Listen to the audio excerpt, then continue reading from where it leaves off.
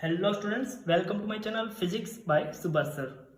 Moving charges and magnetism के इस lecture में हम पढ़ेंगे torque on a rectangular current loop in a uniform magnetic field. कोई रेक्टेंगुलर करंट लूप को यूनिफॉर्म मैग्नेटिक फील्ड में रखेंगे तो उस रेक्टेंगुलर लूप के ऊपर कितना टॉर्क लगेगा उसका हम इक्वेशन डिराइव करेंगे। लेट सपोज कोई दो परमानेंट मैग्नेट है जिसको हमने यहाँ पर N एंड S से डिनोट किया हुआ है।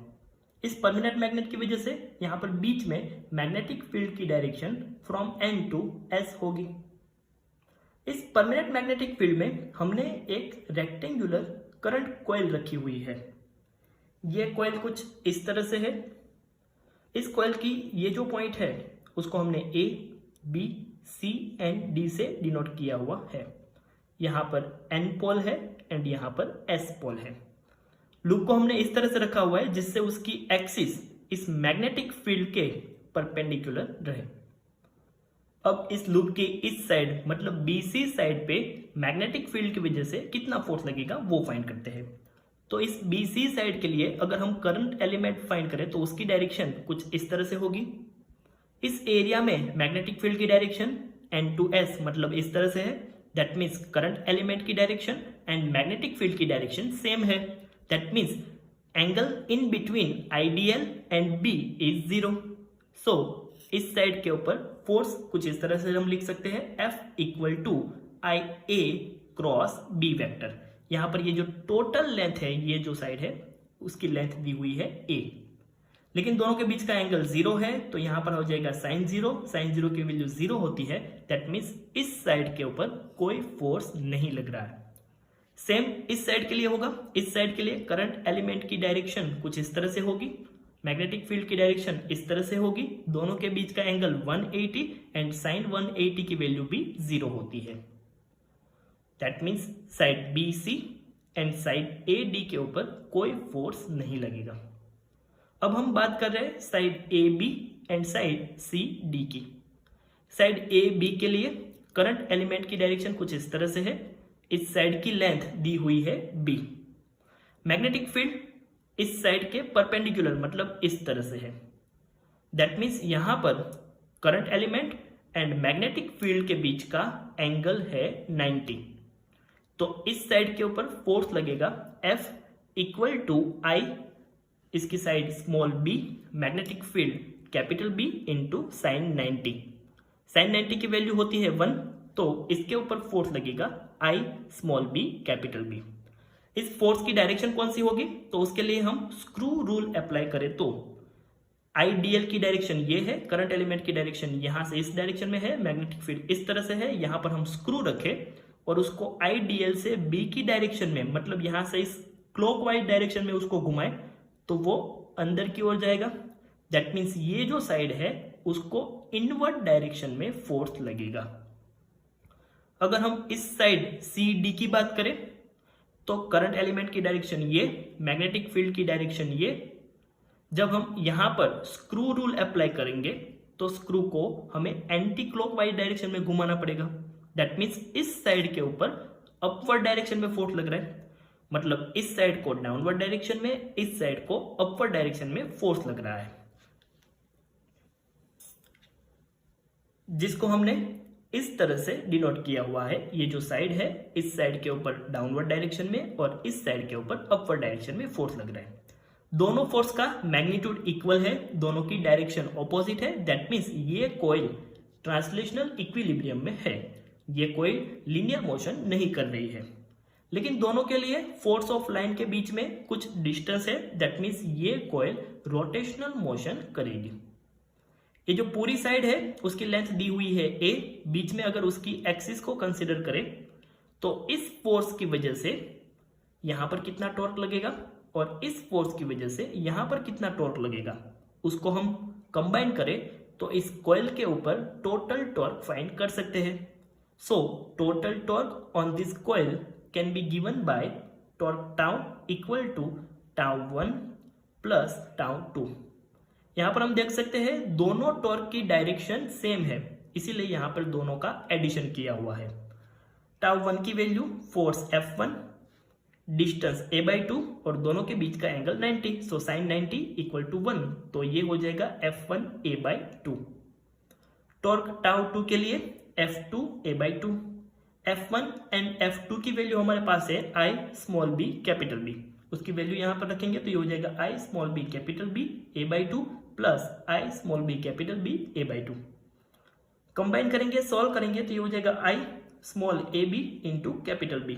स्मॉल ए बी इस रेक्टेंगुलर करंट लूप की लेंथ एंड ब्रेथ है। कोई रेक्टेंगुलर के लिए लेंथ इंटू ब्रेथ मतलब उसका एरिया हो जाएगा। So small a b equal to area of this rectangular loop लिख सकते हैं।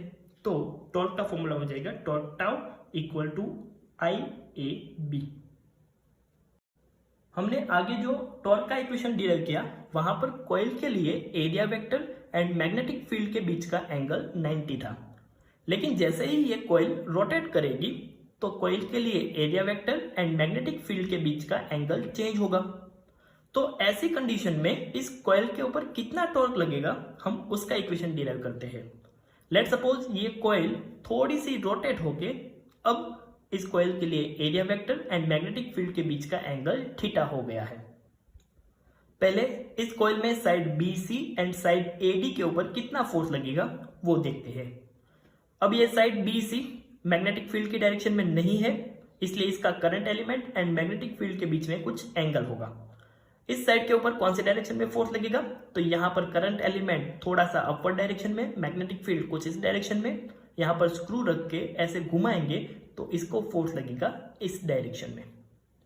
अगर साइड AD की बात करें तो उसमें करंट की डायरेक्शन कुछ इस तरह से है, इसलिए current element and magnetic field के बीच का एंगल इस तरह से है। यहां पर स्क्रू रख के आइडियल टू B की डायरेक्शन में घुमाएंगे तो उसके लिए फोर्स की डायरेक्शन ये हो जाएगी। That means side BC and side AD के ऊपर लगने वाले फोर्स इक्वल एंड ऑपोजिट हो जाएंगे। दैट मीन्स ये दोनों फोर्स एक दूसरे की इफेक्ट नलिफाई कर देंगे। अब बात रही force on side AB and side CD। Side CD के ऊपर इस तरह से कुछ फोर्स लग रहा होगा अपवर्ड डायरेक्शन में F2। साइड AB के ऊपर इस तरह से डाउनवर्ड डायरेक्शन में फोर्स लग रहा होगा F1। लेट्स सपोज इस कॉइल के लिए एरिया वेक्टर ये है, मैग्नेटिक फील्ड इस तरह से ड्रॉ किया हुआ है, area vector and magnetic field के बीच का ये एंगल थीटा है। अब हम समझ सकते हैं कि इस कॉइल के लिए ये एरिया वेक्टर कॉइल की सरफेस से परपेंडिकुलर होगा। दैट मीन्स ये एंगल 90 हो जाएगा, तो ये एंगल हो जाएगा π/2 माइनस 90। यहां पर ये साइड a/2 है, तो ये जिसके साथ एंगल बना रही है उसको हम लिख सकते हैं a/2 cos π/2 minus theta. That means a/2 sine theta. Same इसके लिए भी हम लिख सकते हैं a/2 साइन थीटा। यहां पर इस कॉइल के लिए रोटेशन के दौरान किसी भी पोजीशन में साइड के लिए current element and magnetic field की डायरेक्शन ऑलवेज परपेंडिकुलर होगी। दैट मीन्स इसके ऊपर जो फोर्स लग रहा है उसका मैग्नीट्यूड और इसके ऊपर जो फोर्स लग रहा है उसका मैग्नीट्यूड तो सेम ही होगा, और वो हमने आगे देखा वो होता है F1 equal to F2 equal to pi small b capital B। अब हम इस फोर्स की वजह से एंड इस फोर्स की वजह से टोटल कितना टॉर्क जनरेट होगा उसकी बात करते हैं। So total torque tau equal to tau plus tau. Torque tau के लिए F1 a/2 sine theta, torque टाउ2 के लिए F2 a/2 sine theta. F1 and F2 की वैल्यू है I small b capital B। यहां पर रख के इसको सॉल्व करेंगे तो टोटल टाउ मिलेगा I a b sine theta. इसको अगर हमें इन फॉर्म ऑफ वेक्टर लिखना है तो ऐसे लिख सकते हैं torque tau vector equal to I a vector cross B vector. कोई करंट लूप के लिए मैग्नेटिक मोमेंट का इक्वेशन हम इस तरह से लिख सकते हैं M vector equal to I a vector. इसका यूज हम यहां पर इस टोटल टॉर्क के इक्वेशन में कर सकते हैं। तो total torque on this current carrying loop का इक्वेशन हो जाएगा torque tau vector equal to M vector cross B vector. अगर यहां पर ये जो कॉइल है उसमें total number of turns n है तो टॉर्क का फॉर्मूला हो जाएगा torque tau vector equal to NIA vector cross B vector.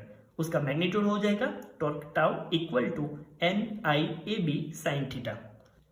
I into a equal to हम मैग्नेटिक मोमेंट m लिख सकते हैं, तो टॉर्क का फॉर्मूला होगा torque tau equal to M B sine theta. तो ये सभी करंट कैरिंग लूप के लिए टॉर्क के फॉर्मूलाज है जो हमें याद रखने हैं।